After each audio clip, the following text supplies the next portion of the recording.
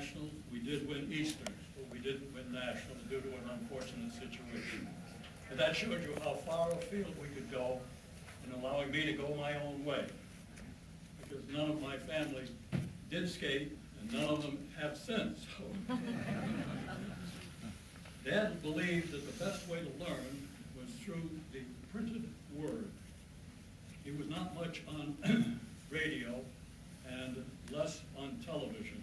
In fact, he disliked television and felt that it was an unfortunate development. He wasn't too fond of a telephone either, but that's beside the point. He was a prodigious reader, having started at the age of 3.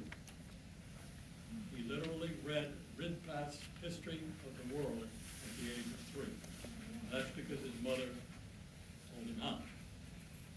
She believed in homeschooling because she had been a teacher. It was more common back then than it is today. She instilled this genuine love of learning in him, and he never lost it. In fact, he left me that legacy, and I enjoy it, and I feel that if I do not learn something new every day, something went wrong. I'm searching at all times, thanks to him. One evening during a dinner table conversation, which was common for our family because we did that every night that we had dinner together, and incidentally, I'm dressed the way I am because I was never allowed to come to the dinner table without a necktie and a jacket. My brother and I always had to come that way for dinner. No ifs, ands, or buts. One time we got into a discussion of the human brain's capacity. Well, that discussion led Dad to make a particular point to us. And the point is very simple. If you learn one fact the very first second of your life, and you learn another fact every second thereafter, of every minute, of every hour, of every day, of every week, of every month, of every year, from the day you were born until the day you were die, you cannot fill your brain. Now that may sound amazing, but it's true. The human brain is the most amazing piece of the human anatomy you could possibly imagine. It cannot be filled, and even though you will say, I don't remember it, something later on may trigger it. And what has happened is that the blood has run back through some particular channel within that brain and refigured that particular thought for you again. So just keep in mind when somebody says, well, gee, I can't learn that. It's not true. You don't want to learn it, but you can. The brain is elastic, and it does really stretch. So we had a lot of fun with that. And it also brought up the subject of, well, wait a minute, I'm ahead of myself. Because the other thing he said was be a skeptic. Dad was a natural skeptic. He liked facts more than emotion. He dealt in facts. He believed you had to deal with facts in order to build anything. And this was where he disagreed so violently with Felix Frankfurter, because he felt the facts were on the side of production and management working together to produce, as compared to the attitude that Felix Frankfurter had. Dad's attitude towards anything socialistic was that it was destructive of the individual and his or her productivity. It works towards the lowest common denominator, never the highest. And it always produces scarcity. Dad always said that he would rather have 1,000,000 salesmen out trying to sell the overproduction than 1,000,000 ration clerks trying to distribute the scarcity that socialism produces. Once on a trip to Iowa when we were living in Indiana, and I was riding with Dad on his way to a candy jobber to whom he wanted to sell candy, I asked him how he happened to get into the candy business. And he went through a very logical sequence of he wanted to find something that was consumed, and something that was enjoyable, and something that was repeatable, so that the purchaser would want to have more of it. and continued to buy it. So this led him to candy. And I thought that was wonderful because that was a very nice, logical explanation of how he happened to arrive in the candy business. And then he blew my mind because he said, and besides, your mother liked fudge.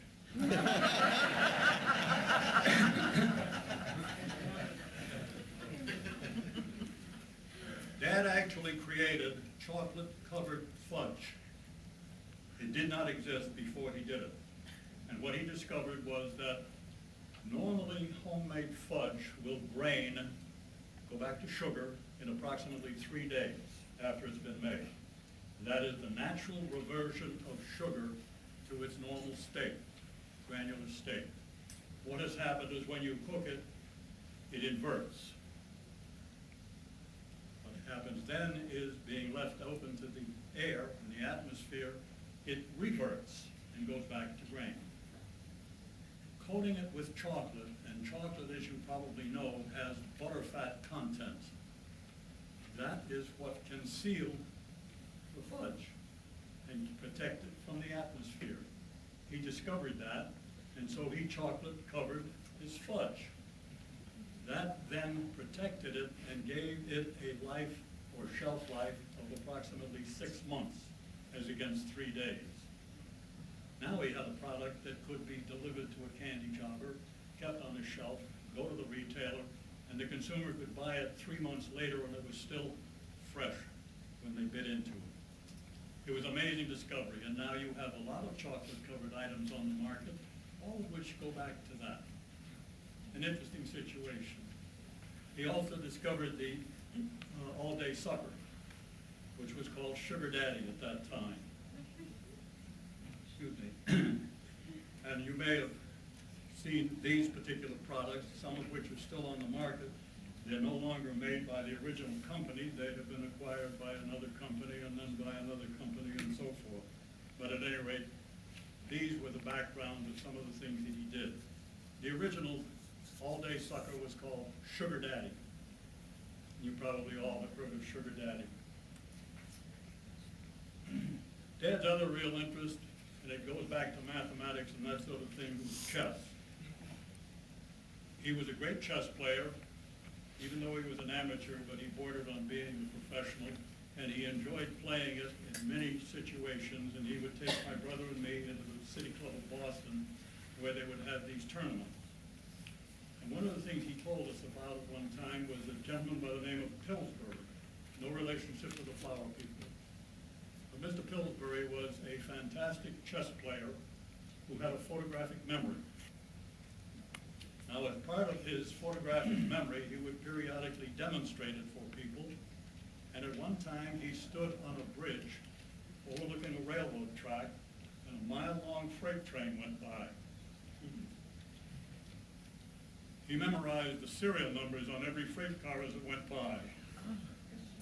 After the cars were all gone, he would then recite for the individuals the serial numbers in any sequence they wanted.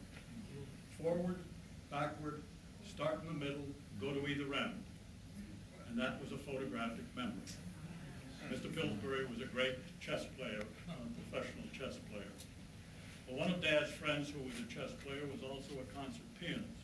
He used to come out to the house, and he and Dad would play chess, and then in the afternoon, we'd get him to play concerts for us. We would sit around while he would play Liszt's Second Hungarian Rhapsody or something from Beethoven, or anything, and he was fully capable of transposing from one composer to another.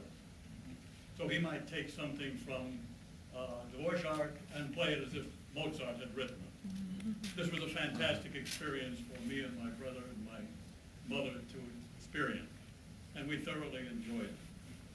So Dad's love of music was somewhat peculiar in the sense that he went back to the old spirituals, having been born and raised in the South, and he also liked certain hymns.